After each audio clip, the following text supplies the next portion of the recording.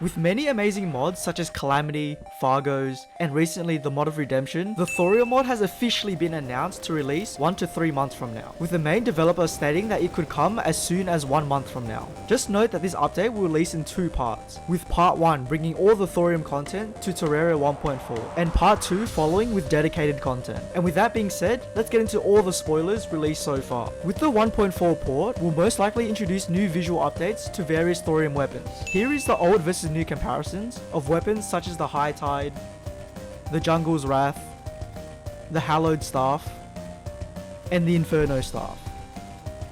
With this, we also have upcoming thrower item reworks, which aim to give the class a more defined playstyle. I'll quickly go over these, however, feel free to pause the video. First up, we have the Star Eater, which rewards players with good aim and has a charge up ability that deals extra damage. Then we have the Devil Dagger, which empowers while airborne, increasing throwing damage after killing an enemy. It also has a similar right click function of storing needles, which release for high burst damage.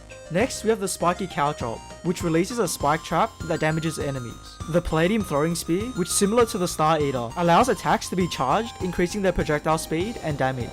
And lastly, a mini rework to the Canteen accessory that boosts throwing capabilities by 20%. And speaking of weapons, we have reworked flail mechanics that were introduced in 1.4, such as the spin, extend, and drop attacks. The first flail seems to showcase the spinning attack, erupting flames around the enemy after a kill. The Juggernaut showcases the extended attack, which releases a bouncy spiky ball that pierces targets.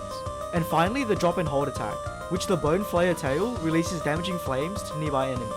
Apart from these awesome reworks and new items, we also have miscellaneous changes as well. First, we have a teaser of a player in Thorium armor, walking through a graveyard biome, alongside with his caption, which could strongly suggest a custom Thorium graveyard mini biome.